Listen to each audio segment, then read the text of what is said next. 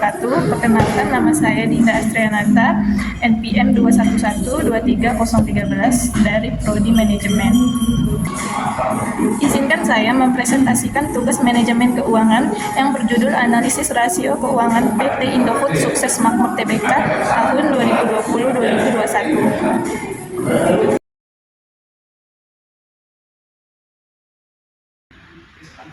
Selanjutnya ada profil perusahaan. Indofood Sukses Makmur atau Indofood merupakan produsen berbagai jenis makanan dan minuman yang bermarkas di Jakarta, Indonesia. Perusahaan ini didirikan pada tanggal 14 Agustus 1990 sebagai PT Panganjaya Inti Kusuma. Kemudian pada tanggal 5 Februari 1994 berganti nama menjadi Indofood Sukses Makmur Tbk. Perusahaan ini mengekspor bahan makanannya hingga Australia, Asia, dan Eropa. Slide selanjutnya ada laporan keuangan PT Indofood. Yang pertama ada aset lancar dan tidak lancar, lalu ada liabilitas dan ekuitas, lalu ada beban pokok penjualan, laba kotor, dan laba bersih. Selanjutnya ada arus kas. Slide selanjutnya ada analisis rasio keuangan PT Indofood. Yang pertama ada likuiditas, yaitu current ratio, yaitu aktiva lancar dibagi hutang lancar. Pada 2020, 38.418.238 rupiah dibagi 27.795.875 rupiah, hasilnya 1,373263149 dikali 100, hasilnya 137,32%. Selanjutnya pada tahun 2021 itu ada 54.183.369 rupiah dibagi 40.403.404 rupiah, hasilnya 1,3410602483 dikali 100, hasilnya 134,10%. Jadi keterangannya yaitu terjadi penurunan pada tahun 2021 di mana hutang lancarnya itu lebih besar daripada tahun 2020.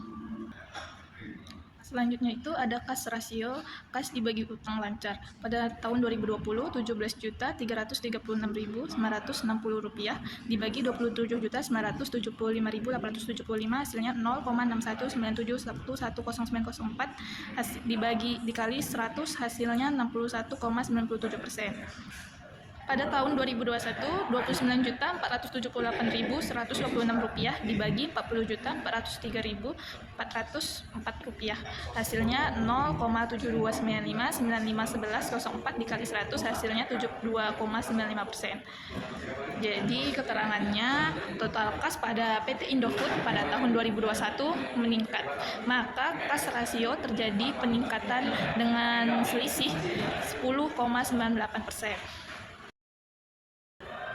Yang kedua ada leverage atau solvabilitas, yaitu yang pertama dengan debt to total asset ratio atau DTA, yaitu total utang dibagi total aktiva. Pada tahun 2020, 83.998.472 rupiah dibagi 163.136.516 rupiah, hasilnya 0,5148968119 yang dikali 100, hasilnya 51,48%. Selanjutnya pada tahun 2021 yaitu 92.724.083 rupiah dikali 179.356.193 rupiah, hasilnya 0,51698289 dikali 100, hasilnya 51,69%. Jadi keterangannya ini berarti total aset PT Indofood pada tahun 2021 meningkat, walaupun DTA di atas cuma selisih 0,21%. Selanjutnya itu ada debt to equity ratio, yaitu total utang dibagi total equity. Pada tahun 2020, 83.998.472 rupiah dibagi 79.138.044 rupiah, hasilnya 1,06081387873 dikali 100, 106,08. Selanjutnya tahun 2021 itu ada 92.724.083 rupiah dibagi 86.632.111 rupiah, hasilnya 1,070320026 dikali 100 dapat hasilnya 107,03%. Jadi keterangannya terjadi peningkatan dengan ekuitas 86.632.111 rupiah pada tahun 2021 dan DE di atas hanya berselisih 0,95%. Yang ketiga itu ada aktivitas, yaitu aset turnover. Itu penjualan dibagi total aset.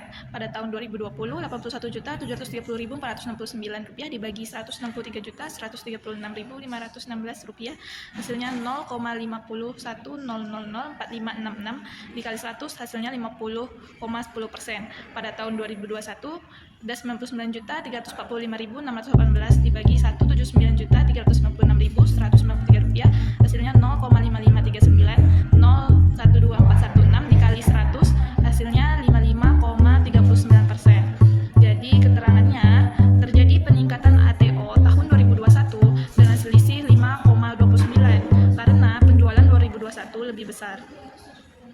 Selanjutnya ada working capital turnover, yang di sebelahnya itu penjualan dibagi modal kerja. Pada tahun 2020, Rp81.730.469 dibagi Rp38.418.238, hasilnya 2,12741,32614, hasilnya dikali 100, hasilnya 212,74%.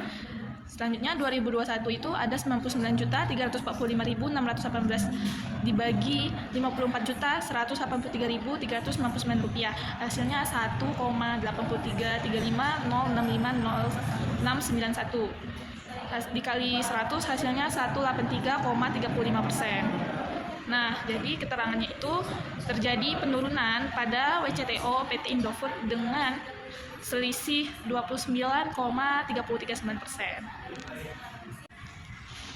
Oke, slide selanjutnya itu ada profitabilitas atau rentabilitas. Yang pertama itu ada gross profit margin, yaitu laba kotor dibagi penjualan. Pada tahun 2020, Rp25.750.044 dibagi Rp81.731.469, hasilnya 0,327316341 dikali 100, hasilnya 32,73%. Nah, pada tahun 2021 itu Rp39.464.061 dibagi Rp99.345.618, hasilnya 0,3267789929 dikali 100, hasilnya 32,67%.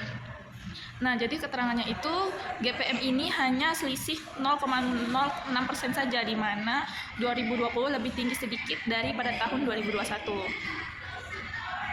Selanjutnya sebelahnya itu ada net profit margin, yaitu laba bersih dibagi penjualan. Pada tahun 2020, Rp9.241.113 dibagi Rp81.731.469, hasilnya itu 0,113067675 dikali 100, hasilnya 11,30%. Pada tahun 2021, Rp12.127.419 dibagi Rp99.345.618, hasilnya 0,12207301338 dikali 100, hasilnya 12,20.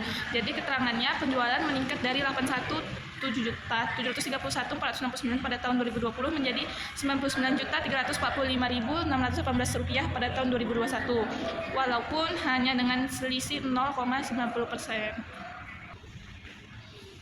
Slide selanjutnya itu ada rasio pasar, yaitu dividen payout. Dividen per lembar dibagi laba bersih per lembar. Pada tahun 2020, 278 dibagi 735, hasilnya 0,3782312925 dikali 100, hasilnya 37,82%. Selanjutnya pada tahun 2021 itu ada 278 dibagi 870, hasilnya 0,3195402299 dikali 100, hasilnya 31,95%. Jadi keterangannya pada tahun 2020 dan 2021 terjadi dividen yang sama. Dan jika dilihat dividen payout-nya 2020 lebih tinggi daripada tahun 2021, artinya terjadi penurunan. Slide selanjutnya ada kesimpulan, yaitu kinerja keuangan PT Indofood, pendapatan meningkat dari 73,7 triliun 2020 menjadi 84,2 triliun pada 2021 atau naik 14,3%. Laba bersihnya meningkat dari 2,4 triliun menjadi 3,4 triliun atau naik 41,7%. Dan EBITDA-nya meningkat dari 9,3 triliun menjadi 11,4 triliun atau naik 22,6%. Jadi kinerja operasional produksi meningkat dalam produksi mie instan, tepung terigu, dan produk lainnya. Ekspor juga meningkatkan ekspor ke berbagai negara termasuk Asia, Eropa, dan Amerika. Nah, itu aja presentasi yang bisa saya sampaikan. Terlebih dan kurang saya mohon maaf. Wabillahi taufiq wal hidayah. Wassalamualaikum warahmatullahi wabarakatuh. Bye-bye.